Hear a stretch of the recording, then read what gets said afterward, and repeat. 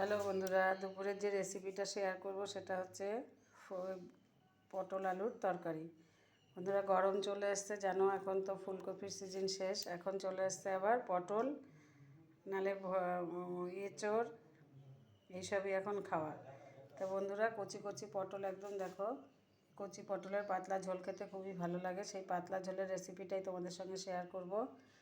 ছোট ছোট করে পটল কেটে ভেজে রেখেছি, আলু কেটে ভেজে রেখেছি, আদা জিরে লঙ্কা বেটে রেখেছি।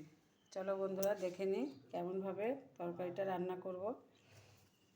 তেল দিয়েছি, তেল গরম হয়ে গেছে। এবার দিয়ে দেবো সাদা জিরে, দিয়ে দেবো তেজপাতা,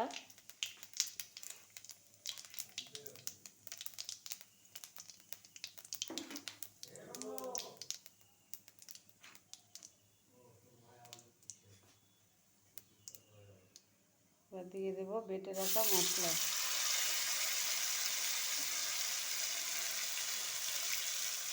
শিল দেওয়া জলটা দিয়ে দেবো।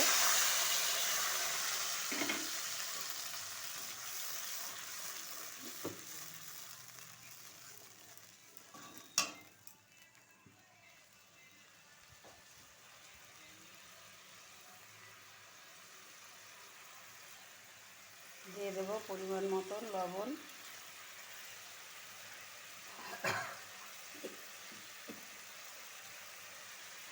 দিয়ে দেবো হলুদ। এবার ভালোভাবে কষাতে থাকবো।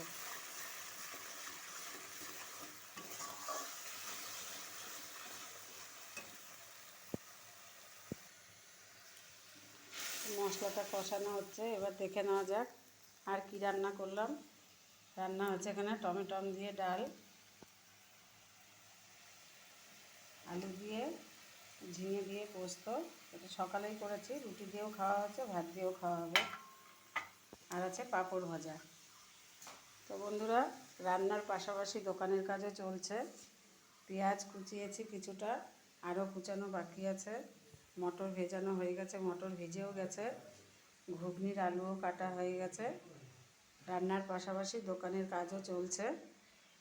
তোমরা তো সবাই জানো যে আমাদের ছোট একটা দোকান আছে।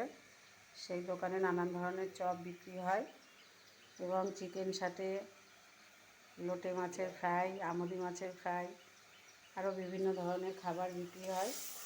তা আমাদের নিজেদের কাজ আমাদের নিজেদেরই করতে হয়, আমরা নিজেরাই করি। সকালের দিকে সব চপ বানানো রেডি হয়ে গেছে। মশলাটা একটু ভালোভাবে কষে গেলে তারপরে দিয়ে দেবো ভেজে রাখা পটল আর আলু।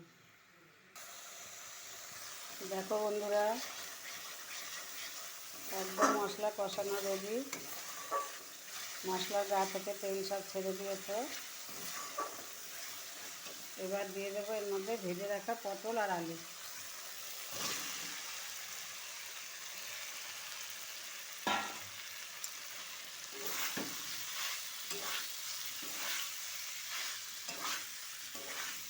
আবার একটু কষিয়ে নেব। সব শুদ্ধ কষানো রেডি হয়ে গেছে।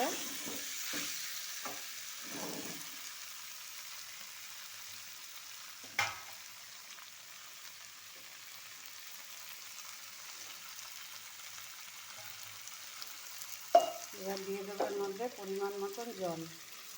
বন্ধুরা, যেহেতু একদম কচি পটল, তাই এখন পাতলা ঝোল খেতেই বেশি ভালো লাগে। যখন একটু বীজ হয়ে যাবে তখন নানান ধরনের রেসিপি করা যায়, কিন্তু এখন যেহেতু একদম কচি, পাতলা ঝোলটাই বেশি ভালো লাগে। বন্ধুরা, শম্পার স্বাদঘর চ্যানেলের রান্না যদি তোমাদের ভালো লাগে, চ্যানেলটি সাবস্ক্রাইব করবে, লাইক কমেন্ট শেয়ার করবে, পাশে থাকবে। এখন দেখো একটু ঝোলটা ফোটা পর্যন্ত অপেক্ষা করতে হবে। দেখো পটলের পাতলা ঝোল একদম রেডি।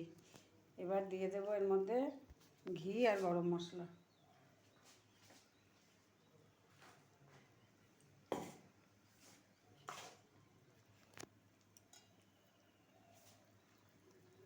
গরম মশলা দিয়ে দিলাম,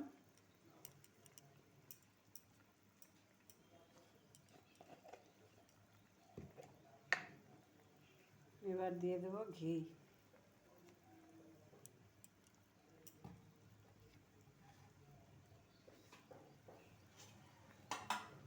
এবার একটু ঢাকা দিয়ে নামিয়ে রেখে দেবো।